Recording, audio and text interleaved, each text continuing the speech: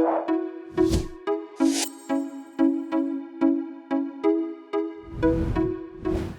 welcome to the Echo YouTube page. I'm Dan Robb, the student pastor. I'm so glad that you're here. You're gonna get to see some great videos from the camps and things that we do, as well as inspirational messages that will really encourage your heart. If you like us, then hey, click the like button. If you wanna subscribe, then hit the subscribe button, because that way you'll get every week's message right there in your inbox. Thanks so much, enjoy. I'd like to think that I wasn't a nerd. I would love to think that about who I was in high school. However, I was that guy who I didn't fit into any group. I wasn't a sports person. I wasn't a geek. I didn't. I liked Star Wars, but Star Wars really wasn't a huge thing back then. I didn't fit into a lot of other. I wasn't part of the cool kids. I thought I was pretty cool, but yeah, I didn't really fit into any group. So when I was sitting there in the cafeteria eating lunch, ironically by myself, I heard my name being shouted from somebody, and they asked me to stand up. And I don't know why I did, but I did.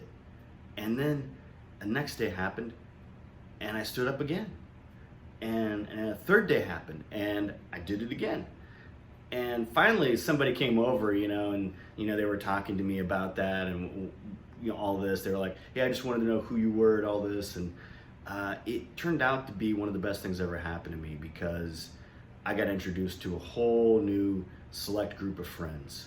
And it's so easy in high school, and especially junior high, to label people and put them into a group and say, "Oh, these are the jocks. Hey, these are the cool kids."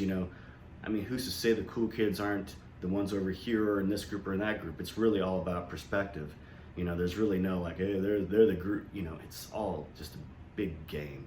But the thing is that if you don't, it's really dehumanizing when we do that. It's really not godly, in fact, because we're judging them based on what we think on our viewpoint of what we think about them, and that's not who God is.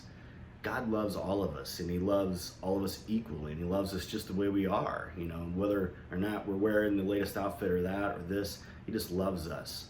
And so in John chapter 8, when the woman is brought to him who was caught in adultery, in fact, the very act of being caught in adultery, Jesus says, "He who is without sin cast the first stone." And then one by one, they all leave. The interesting part about that story is that in the religious law, they had to bring the man and the woman to the leadership in order for them to get a verdict. And they only brought the woman, who was caught in the very act of adultery.